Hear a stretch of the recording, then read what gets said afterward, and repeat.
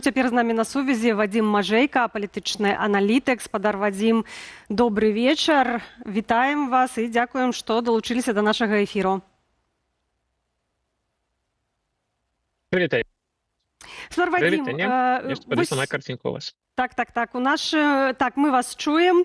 Як мы згадвалі раней, мы запусцілі традыцыйнае апытанне пад трансляцыяй нашага эфіру, і гледачы, якія акурат зараз з намі, больш за ўсё выбіраюць варыянт на пытанне, ці верыце вы ў магчымы прагрэс пасля перамоваў Расіі і Украіны ў Стамбуле.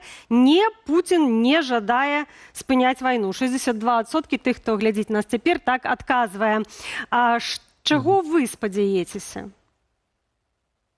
Я згодна з меркаваннем гледачоў Белсата. Разумныя гледачы ўсё правільна глядзяць, бо сапраўды выглядае зараз, што Расія відавочна не гатовая вайну спыняць. Расія адчувае, што яе пакуль ёсць рэсурсы і матэрыяльныя, і людскія, каб такі наступ працягваць.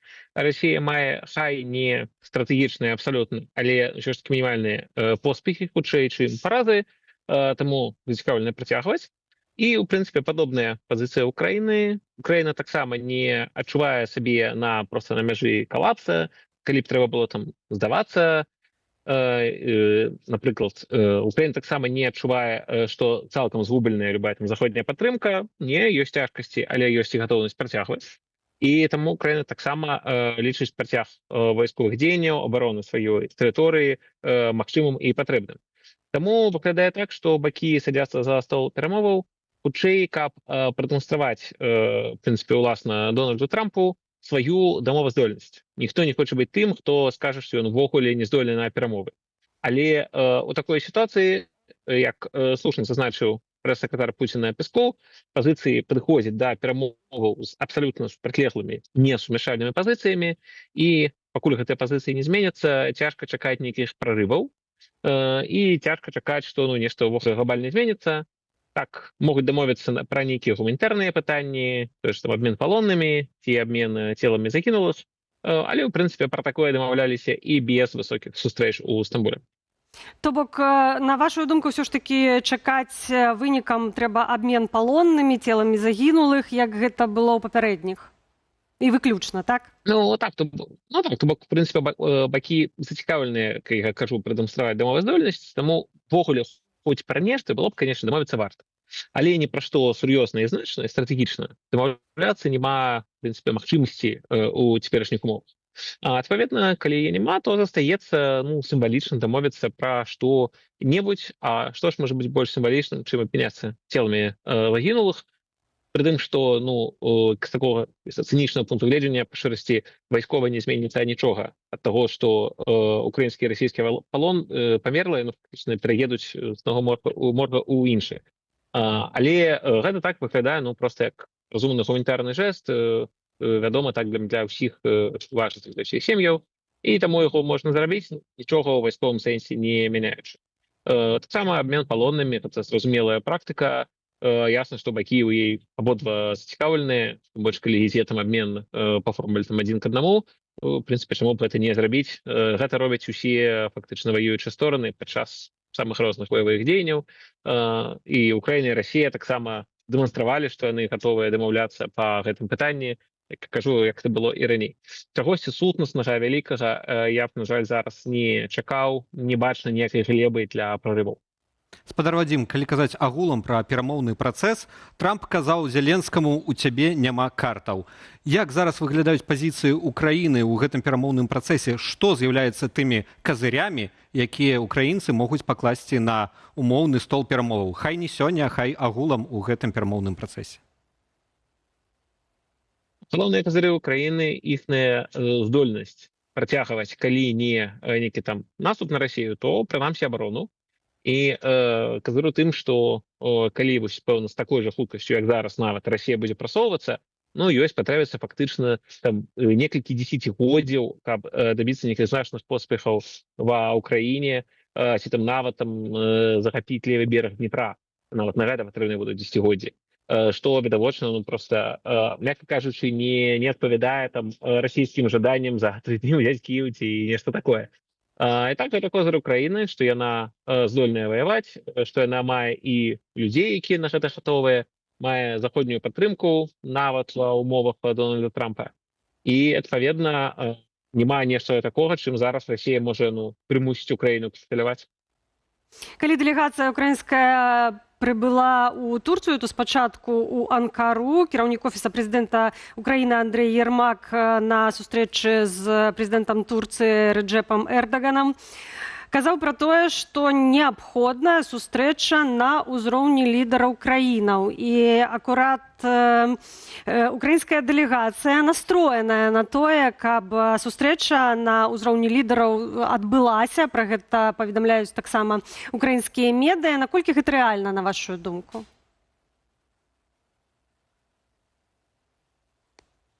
Ці мы чуем Вадзіма Мажэйку? Зараз Так, ёсць так. на ўзроўні Крамля на такую сустрэчу. Так, чуеце мяне? Так, чуем, калі ласка. Так, на жаль, не бачу зараз гатоўнасці на такую сустрэчу з боку Крамля, бо відавочна, што для Украіны гэта была б таксама пэўная перамога, прынамсі дыпламатычная, калі б на такога дабіліся. А ясна, што калі няма магчымасцяў для некага сутнаснага прагрэсу, то атрымаецца, што на гэтай сустрэчы нічога таксама не будзе падпісана, толькі на высокім узроўні не сустракайся. І таму гэтым не надта зацікаўленая Расія. І адпаведна Пуцін некалькі разоў уже казаў, што так ён не бачыць сэнсу ў сустрэчах, калі там няма гатоўнасці нешта вялікае падпісаць, ці фактычна Украіна не гатовая капітуляваць. Таму Украіна і выставляе гэтую ідэю, прапанову, умову, таксама разумеючы, што хутчэй за ўсё Расія адмовіць, і адпаведна будзе выглядаць тады Расія акуратным бокам, які зрывае нейкі прагрэс у перамовах, не гатовы ісці далей. В прынцыпе, правільная разумная пазіцыя ў гэтым сэнсе Украіны. Але, як бачым, гэта ўсё таксама фактычна ідзе з логікі прадэманстраваць камусьці, Дональду Трампу, што гэта не мы зрываем працэс, а іншае. Але не нейкі канкрэтны прагрэс, мне выглядае, што зараз проста ёсць нейкі фармат, на якім бакі здольныя дамовіцца. Так, натуральна, у нашай размове ўжо некалькі разоў прагучала імя Дональда Трампа, і гэты раунд перамовы адбываецца акурат у прамежак тых 50 дзён, выдзеленых Дональдам Трампам Пуціну на тое, каб скончыць вайну і прыйсці да мірнага пагаднення. У гэты ж час, напярэдадні, спікер дзярждэпартамента Тэмі Брюс кажа пра тое, што 50 дзён для заключэння умовы з Украінай гэта не фіксаваны тэрмін, гэта проста акно магчымасцяў. Нефіксаваны тэрмін, канешне, цікава гучыць. Я ведаю, мы ж былі ў 24 гадзіны і 100 дзён, і всякае такое, і ўсе тэрміны былі нефіксаваныя. І, канешне, які сэнс у 50 днях, калі не фіксаваныя, неясна, калі пачынаюцца, калі сканчаюцца, неясна, такія, калі, ведаеце, шмат разоў крычыш «воўк», ці называеш тэрміны, якія не фіксаваныя, не надта ўражваюць потым любыя іншыя тэрміны.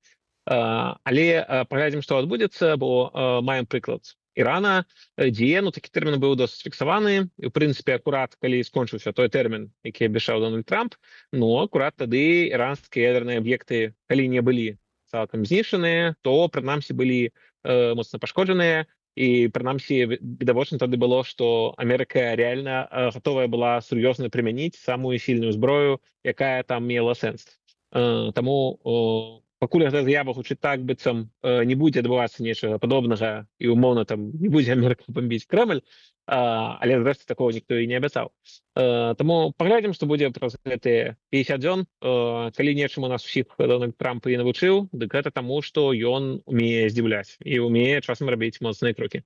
І акурат яшчэ удакладнення, гэтыя 50 дзён, яны сканчаюцца прыкладна ў той момант, калі магчымы візіт Дональда Трампа ў Кітай. Ці, натуральна, сёння акурат у Трампа запыталіся, ці гэты візіт магчымы, ці немагчымы. Тым не менш, на вашу думку, ці ўсё ж такі адбудзецца гэты візіт, ці чакаць там, напрыклад, сустрэчы Пуціна і Дональда Трампа, ці ўсё ж такі да такіх непасрэдных размоваў не праз тэлефон не дойдзе?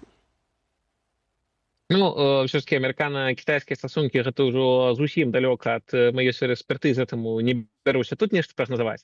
Але в прынцыпе сустрэчы Пуціна і Трампа відавочна магчымыя. Я не бачу, што б тут гэтаму просто кардынальна перашкаджала, але ясна, што для гэтага ўсё ж таки патрэбныя нейкія перадумовы, патрэбна, каб была нейкая павестка да сустрэчы, каб і абодва бакі былі зацікаўленыя, каб было там пра што сказаць. Просто сустрэча дзеля сустрэчы, нейкі сімвалічны крок наўрад ці, хаця зноў-такі паўтаруся, што гаспадар Трамп, з ім магчыма ўсё. Вось калі нешта і было, здавалося немагчымым, напрыклад, сустрэча Трампа з Кім Чен Ынам, і каб прэзідэнт США упершыню зайшоў у Паўночную Карэю, Трамп і такое рабіў. Так што нічога немагчыма выключаць. Спадар Вадзім, Расія захрасла на фронце ва ўкраіне. Перамоўны працэс таксама, мы бачым, не асабліва дынамічна рухаецца. Хто ці што са знешніх гульцоў, акрамя Дональда Трампа, можа паўплываць на хутчэйшае дыпламатычнае развязанне гэтага канфлікту? Хто можа прымусіць Пуціна, прынамсі, задумацца аб тым, каб спыніць вайну? Ведаеце, я б хацеў заземліць ўсё ж такі гэта да беларускага ўзроўня. Пэўна, у апошнюю хвіліну зазначыць, што нам варта быць зацікаўленымі, в першую чаргу, не ў беларускім тут кантэксце, і таму, мне здаецца, вельмі важна было б, каб не проста Пуціна прымушалі там скончыць вайну, а вельмі важна, каб яна была скончаная такім чынам, што для беларускай бяспекі стала б не горш, а лепш. І пад гэтым я разумею, каб Беларусь не засталася неяк замацавана ў нейкіх фармальных ці нефармальных дамоўленасцях у арбіце Крамля, а наадварот, каб нейтралізацыя, нейтральнасць Беларусі, не размяшчэнне расійскіх вайскоўцаў і вайсковых базаў у Беларусі, каб гэта было часткай будучай архітэктуры безопасности ў Еўропе.